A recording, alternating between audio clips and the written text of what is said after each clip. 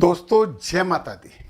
आज हम बात करने वाले हैं अश्लेषा नक्षत्र की, जिसके चारों चरणों में कर्क राशि पाई जाती है। यह एक थोड़ा खतरनाक नक्षत्र माना जाता है, परंतु ये नक्षत्र बहुत ऊर्जावान है, बहुत पावरफुल है। तो इसकी पावर लेने के लिए हम आज समझने वाले हैं नवतारा चक्र। नवतारा चक्र जो है वो वैदिक ज्योतिष का वरदान है, और इसके उपाय अपनाए जाएं तो निश्चित ही हमारे जीवन की कई समस्याएं कम हो सकती हैं।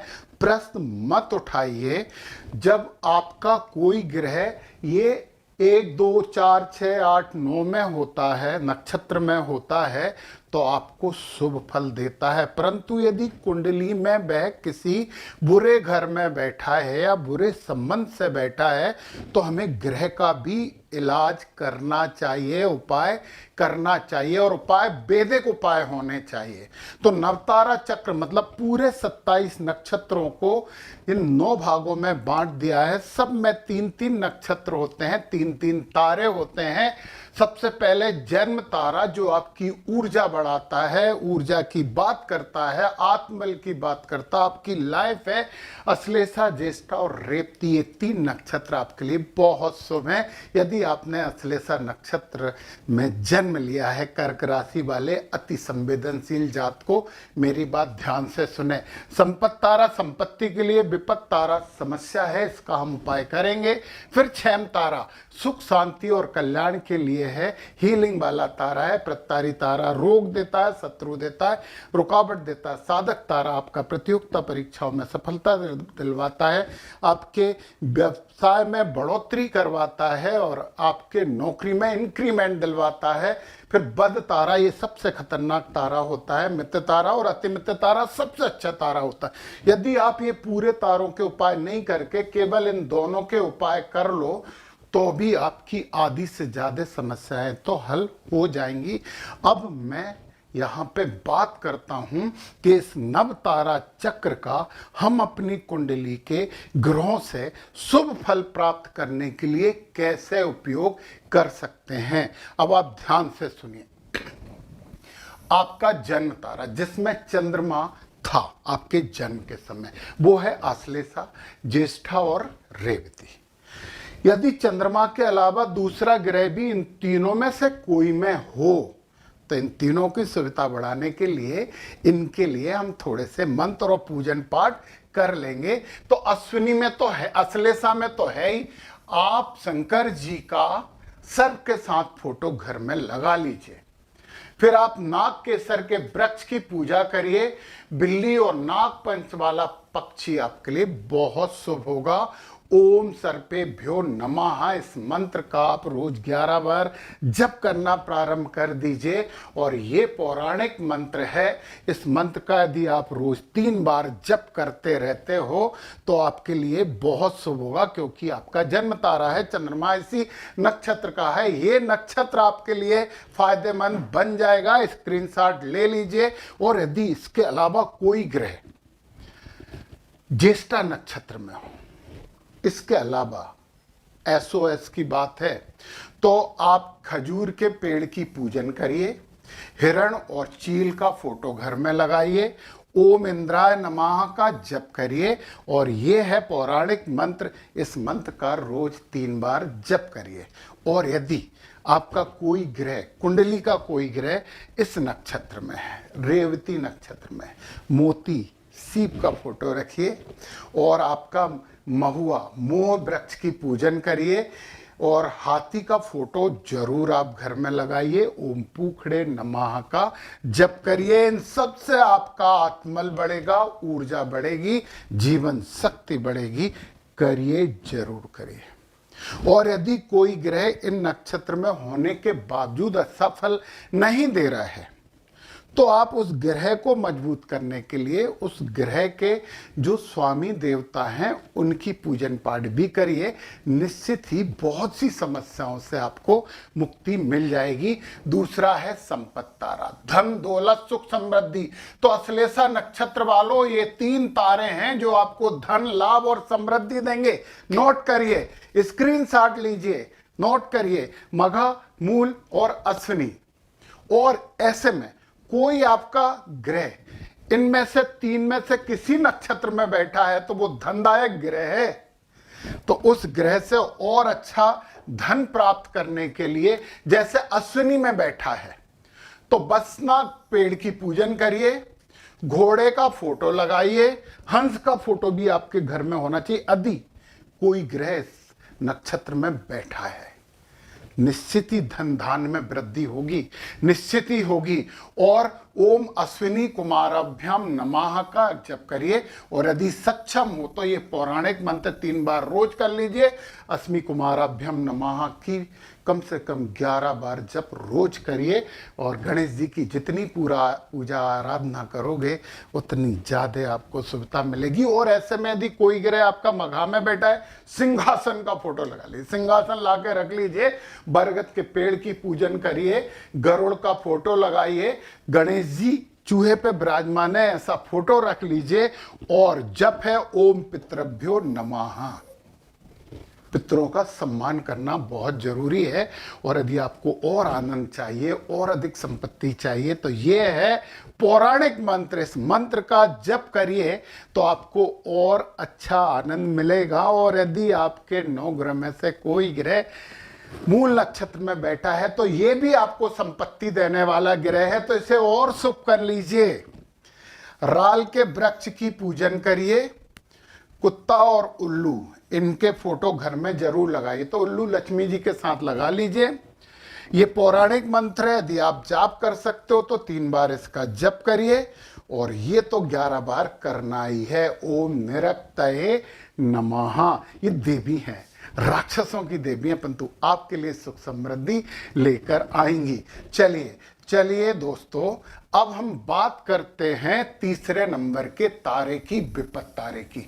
ये जो 3 नक्षत्र हैं, पूर्वा फाल्गुनी, पूर्वाषाढ़ा और भरणी, अश्लेषा नक्षत्र वालों, आपके लिए ये विपत्ति वाले तारे हैं, रोग वाले तारे हैं। और ऐसे में कोई ग्रह इनमें आके बैठ गया तो वो ग्रह आपको जरूर समस्या देने वाला है। तो आप इनके लिए आपको कुछ शांति मंत्र करने होंगे। यदि भरणी में कोई ग्रह बैठा है जो समस्या है तो यहाँ पे ओम यमाय नमः का जप करिए और गाय का दान करिए। और ये है दंडहस्तम धरम देवम महामहेश्वायनम सर्वारिष्टम विनाशाय अहम नमामि नित्यम। इसके कम से कम 1000 जप कर लीजिए और फिर एक माला से इसका हवन भी कर लीजिए। तो निश्चित ही रोग और समस्याओं से आपको मुक्ति मिलेगी। और यदि कोई ग्रह पूर्वा फाल्गुनी में बैठा है तो फिर आप ओम भगाय नमः करिए, भोजन का दान करिए, गरीबों को भोजन कराइए। और नक्षत्र पीड़ा परिहार मंत्र है, इस मंत्र का आप 1000 बार जप करिए। इस मंत्र का 1000 बार आप जप करिए, बड़ी सुविधा प्राप्त होगी आपको।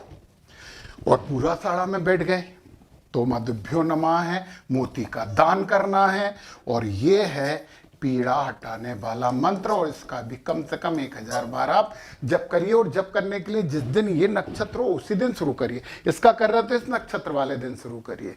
1000 जप करने हैं, बस कर लीजिए और एक माला से हवन कर लीजिए, सब कुछ ठीक हो जाएगा।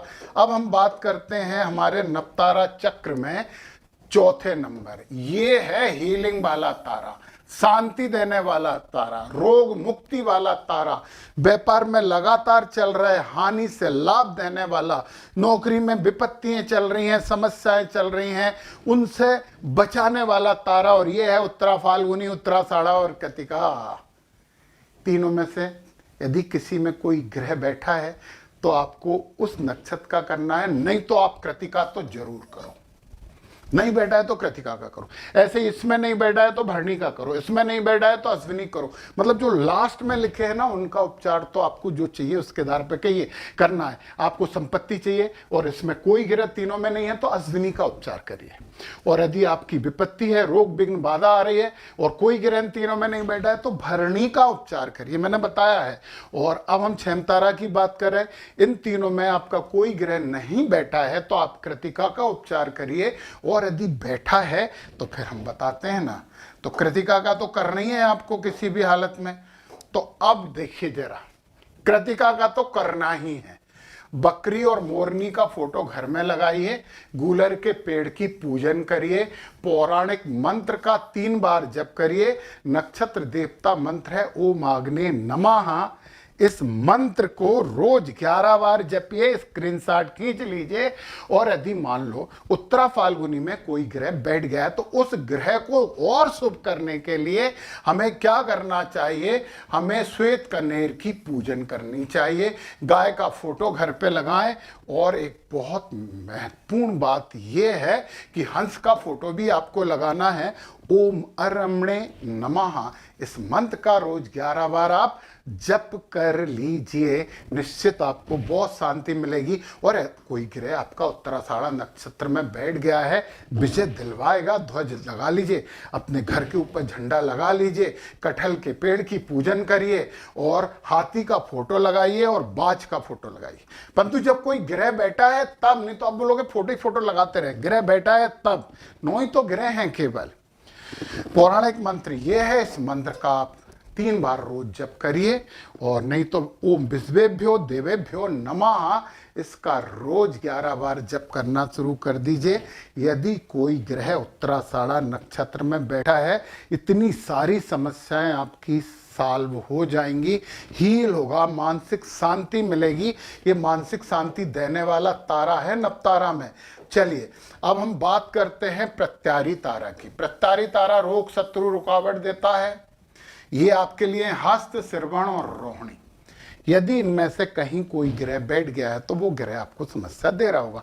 तो आप इन नक्षत्र को शांत कर लो। और इन नक्षत्र को शांत करने के लिए हमें क्या करना पड़ेगा, हमें कुछ मंत्र करने पड़ेंगे। जैसे रोहिणी नक्षत्र को शांत करना है, ये है नक्षत्र पीड़ा परिहार मंत्र और इसके 1000 जप आपको करने हैं। 1000 जप करिए, फिर एक माला से हवन कर लीजिए। तो रोहिणी नक्षत्र में बैठा ग्रह आपको अशुभ नहीं होगा, शुभता थोड़ी कम देगा परंतु अशुभता नहीं देगा। और यदि कोई ग्रह हस्त नक्षत्र में बैठा है तो यह है नक्षत्र पीड़ा परिहार मंत्र, इसका आपको जप करना है 1000 बार और एक माला से हवन। हस्तस्याधिपति सूर्यो जगदात्मा तथैव च, सर्वारिष्ट विनाशाय भास्कराय नमो नमः। इसका जप करना है 1000 जप करना। आप खुद कर लें तो अच्छा, नहीं तो किसी ब्राह्मण को संकल्प देके करवा लीजिए। और यदि कोई ग्रह श्रवण नक्षत्र में बैठ गया है तो ये वाला मंत्र आपको 1000 बार जप करना है इसी नक्षत्र वाले दिन और एक माला से हवन करना है। विष्णुम जिष्णुम महाविष्णुम प्रविष्णुम महेश्वरम अनेक रूप दैत्यांतम नमामि पुरुषोत्तमम। इस मंत्र का जप करिए, निश्चित शांति मिलेगी, अच्छा मिलेगा। चलिए अब हम अगले तारे की बात करते हैं। और देखिए आप, ये नवतारा हमारे ऊपर बहुत प्रभावी है। साधक तारा, साधक तारा, यदि आपको किसी प्रतियोगिता में सफलता चाहिए, प्रमोशन चाहिए, व्यापार में वृद्धि चाहिए तो चित्रा, धनिष्ठा और मृगशिरा, और यदि कोई ग्रह नक्षत्रों में नहीं है तो मृगशिरा को मना लीजिए, इसे और अपने पक्ष में करके इसके कुछ रेमेडी कर लीजिए। नहीं तो ग्रह किसी नक्षत्र में बैठा है तो उस नक्षत्र के लिए शांति की बात करिए। तो चलिए जरा हम देखते हैं हमें क्या करना चाहिए और इसकी बात हम करेंगे। जैसे देखो मृगशीर्ष है, हवन करते हुए ऋषि मुनियों का फोटो घर में लगाइए। सांप, शंकर जी का फोटो लगाइए, मोरनी का फोटो लगाइए। ओम चम चंद्रमसे नमः या ओम सोमाय नमः का 11 बार रोज जप करिए। और यदि 3 बार रोज इस मंत्र का जप कर सकते हो तो जप करिए, लिख के रख लीजिए, पढ़ के करिए, कुछ दिनों में याद हो जाएगा तो करते रहिए। और यदि आपका कोई नक्षत्र, कोई ग्रह इस नक्षत्र में बैठा है तो बेल वृक्ष की आराधना करना है, बाघ और मोर का फोटो लगाना है, ओम त्वष्ट्रे नमः का 11 बार जप करना है। और यदि आप इसका 3 बार जप कर सकते हो पौराणिक मंत्र का, तो पौराणिक मंत्र की तो महिमा ही कुछ अलग होती है। त्वष्टारम रथमारूढ़म चित्रा नक्षत्र देवताम शंख चक्रान वितकरम किरीटिनम अहम भजे। सिंपल सा मंत्र है, पढ़ सकते हो, लिख के रख लेना और स्क्रीनशॉट तो आप लेते चले जाइए। और यदि आपका धनिष्ठा नक्षत्र में कोई ग्रह बैठा है, प्रोग्रेस करवाने वाला, प्रतियोगिता परीक्षाओं में सफलता देने वाला है, तो वाद्य यंत्र आपके घर में होने चाहिए कुछ ना कुछ। समी के वृक्ष की पूजन करिए और बगुला आप इसका फोटो जरूर घर पर लगाइए। और ओम वसुभ्यो नमः का जप करिए 11 बार। और यदि ये पौराणिक मंत्र का कम से कम 3 बार जप रोज कर सकते हैं तो बड़ी शुभता प्राप्त होगी। अब हम बात करते हैं नवतारा में नए तारों की। तारा मतलब क्या होता है? तारा मतलब होता है नक्षत्र। बद तारे की बात करते हैं, बद तारा। तो आपका इस नक्षत्र, 3 नक्षत्र है, स्वाति सदता आद्रा, कोई ग्रह हो या नहीं हो, बद तारा का इलाज आपको करना ही करना है, करवा लीजिए। और इसमें आद्रा नक्षत्र का इलाज आप करवा लीजिए। और यदि ऐसे में कोई ग्रह इसमें बैठ गया है तो फिर हमें तो उसकी शांति करवानी ही होगी, बहुत जरूरी है उसकी शांति। चलिए देखते हैं, हम बात करते हैं, ये हैं आपके ओम रुद्राय नमः। बद तारा है, इसका इलाज तो करना जरूरी है। 10,000 मंत्र चाहिए जप के लिए। संकल्प देके किसी पंडित से, योग्य ब्राह्मण से करवा लीजिए 10,000, और फिर दशांश से हवन 1,000 से हवन होगा। समस्याएं तो हल हो जाएंगी, ये तो पक्का है। मान लो कोई ग्रह इस नक्षत्र में बैठ गया हो, हमने कहा वो कि नहीं भी बैठा हो, तीनों में कोई ग्रह नहीं हो तो भी यात्रा का करवाना है। एक बार तो जिंदगी में करवा लेना चाहिए, एक ही बार तो करवाना है। तो ओम वायवे नमः है इसका भी 10,000 से ही जप होगा, कम में नहीं मानेगा। बद नक्षत्र है, मृत्यु वाला नक्षत्र भी है ये। सतविषा में यदि बैठा है तो ये है, इसका भी हमें चाहिए कम से कम 10,000 के जप। तो बद नक्षत्र में कितने जप करने हैं? 10,000 के जप करने हैं।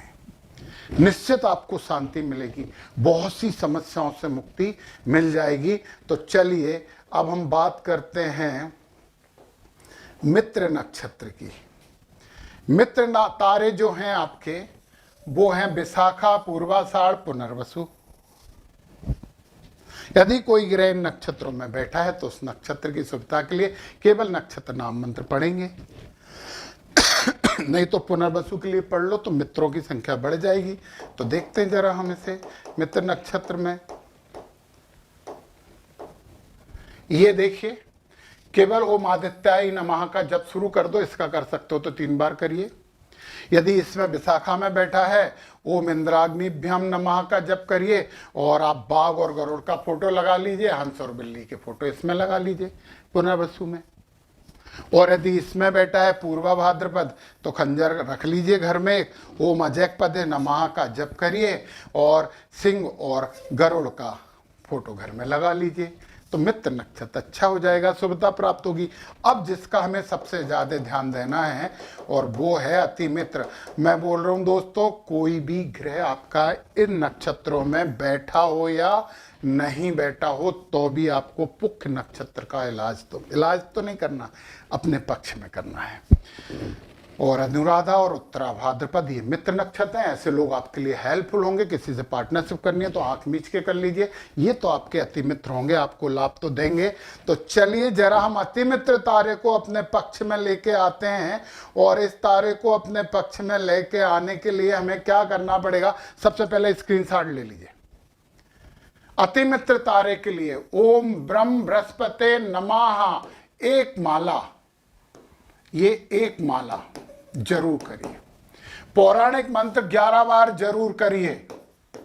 बकरी और कोयल का फोटो जरूर लगा लीजिए। पीपल के पेड़ की जितनी पूजा कर सकते हो करिए, निश्चित ही लाभ मिलेगा, निश्चित ही फायदा मिलेगा, आनंद मिलेगा, अच्छा मिलेगा। अति मित्र को हमें मनाना है। यदि कोई ग्रह अनुराधा नक्षत्र में बैठा तो घर में एक त्रिशूल जरूर लगा लीजिए शंकर जी के सामने, और फिर आप नागकेसर के वृक्ष की पूजन करिए। हिरण और मैना का फोटो लगा लीजिए। इसकी एक माला आप करिए। क्या? ओम मित्राय नमः, और इसका 11 बार रोज जप करिए। शूलम कुशल सदबाहुम युग्मम शोणित वर्णकम मित्रम पद्मासनारूढ़म अनुराधेश्वरम भजे। 11 बार रोज जप करिए। और यदि कोई ग्रह इसमें बैठा है उत्तराभाद्र पद में, तो जलपात्र घर में जरूर होना चाहिए। आप नीम के वृक्ष की पूजा करिए, गाय का फोटो लगाइए, बतख का भी फोटो लगा लीजिए घर में। अति मित्र है तो लगाना चाहिए। और नक्षत्र देवता मन ओम अहिर बुधन्याय नमः, इसका आपको जप करना है 1 माला। ये माला, और माला कितनी करना है? चलिए थोड़ा सा ये हो जाएगा, 1 माला करना है 1, और ये 11 बार जरूर करना है। इसका जप रोज 11 बार। पढ़ के भी बता देता हूं। अहिर में बुधिन्यो भूयात मुदे प्रोष्ठ पदेश्वरा शंख चक्रांकित करा किरीटोज्जल मोलिमान। 11 बार रोज पाठ करिए, निश्चित ही शुभता होगी। प्रश्न मत उठाइए। ऊपर वाले ने, हमारे वैदिक विद्वानों ने, वेद मतलब जो हमारे विद्वान हैं, ऋषि मुनियों ने ये वरदान दिया है। इस वरदान का फायदा उठाइए। तर्क वितर्क और कुतर्क मत करिए। यदि कोई नक्षत्र, कोई ग्रह इन तीनों में से किसी नक्षत्र में बैठा है, परंतु कुंडली में अष्टमेश है, तो आपको गुप्त संपत्ति दिलवाएगा, पीड़ा भी देगा। तो पीड़ा से बचने के लिए उस ग्रह का भी इलाज करना पड़ेगा। ये वैदिक कुंडली मतलब नक्षत्र, राशि और ग्रह, इन सब को कंबाइन करके यदि हम इलाज कर पाएं, उपाय कर पाएं, तो शुभता और केवल शुभता होती है। जय माता दी।